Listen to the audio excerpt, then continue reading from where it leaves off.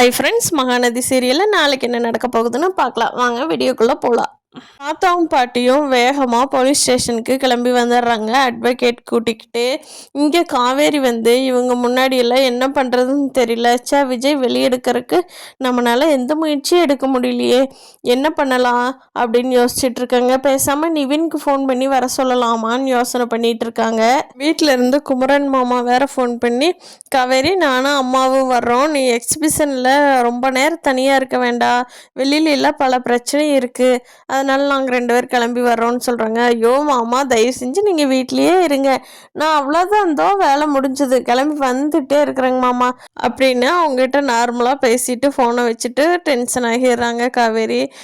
விஜய் வெளியில் எடுக்க முடியலையே, இன்ஸ்பெக்டர் இருந்தாலாவது பேசி பார்க்கலாம், அவர் வெளியில் கிளம்பிட்டாரு.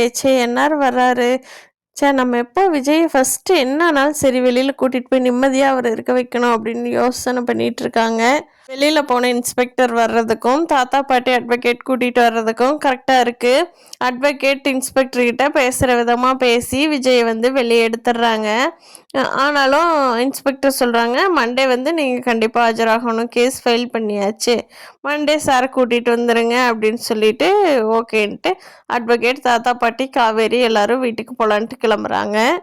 பார்க்கலாம் ஃப்ரெண்ட்ஸு, காவேரி எப்போ உண்மையாக சொல்கிறாங்க எல்லாத்துக்கும் முன்னாடி அப்படின்னு. இந்த வீடியோ பிடிச்சிருந்தா லைக் பண்ணிக்கோங்க. நீங்கள் இன்னும் சேனலை சப்ஸ்கிரைப் பண்ணலைன்னா சப்ஸ்கிரைப் பண்ணிக்கோங்க. தேங்க்யூ.